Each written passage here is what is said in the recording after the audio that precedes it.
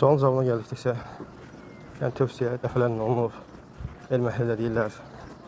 Yəni ümumiyyətlə insan üçün bunu dərk eləməlidir ki, yəni insan bunu ciddi şəkildə fikirləşməlidir ki, bu din sənin canından da, malından da, qanundan, hər şeylə önəmlidir.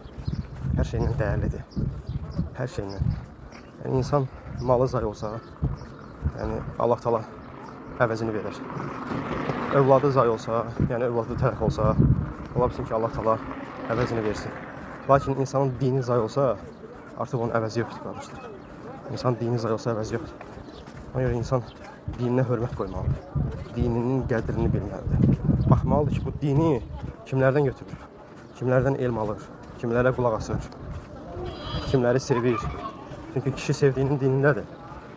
Baxın, hər bir insanın, yəni bidət əhlinin mütləqdir ki, əhl-i sünnə ilə hardasa kəsişdiyi bir nöqtə var. Yəni bu o demək deyir ki, əhl-i sünnə ilə bidət əhli ümumiyyətlə tamam fərqli din üzərindədir. Xeyr.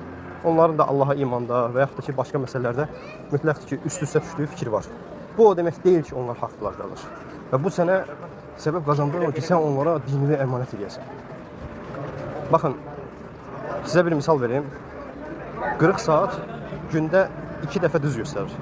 Təsəvvür edin ki, bugün bir 40 saatım var və o saat saat 1-in üzərində dayanır. İşləmir. Və günorta saat həqiqətən 1 olduqda sən deyirsən ki, saat doğrudur. Lakin elə ki, 1-dən keçdi, o saat yanlış olaraq qalır.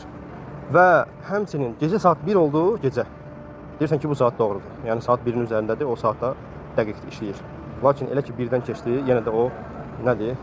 Dəlildir ki, işləmir. Xarabdır. Və qardaşlar, bu misalları ona görə çəkirik ki, insanlar daha da dərinə fikirləşsinlər, daha da anlasınlar ki, yəni bu şeyi etmək təhlükəli məsələdir. Baxın, insan da ola bilsin ki, onun dediyi bir söz haqqa isabət eləyə bilər. 2 söz haqqa isabət eləyə bilər. Amma onun o 2 sözü, bir sözü haqqa isabət eləməsi onun haqq olduğuna dəlalət etmək, qardaşlar.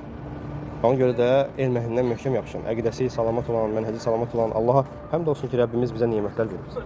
Nemətlər verir. O nemətlərin içərisində elm əhlinin olmasıdır. Baxın, nə qədər salamat tələbələr var, Allah həmd olsun. Bu sizə bəs etmir mi? Başqa nə axtarırıq ki biz? Və sonda Muhammed bin Sirin rahimehullahın gözəl bir sözünü xatırlatmaq istəyirəm ki, bu qayda olaraq qalır. Gözəl qaydadır. İnnə hədə əl-ilm əd-din.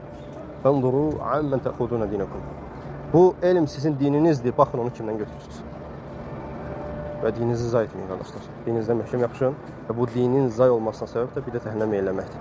Sabit qalmasına səbəb isə salamat, əqidəsində, mənhəcində,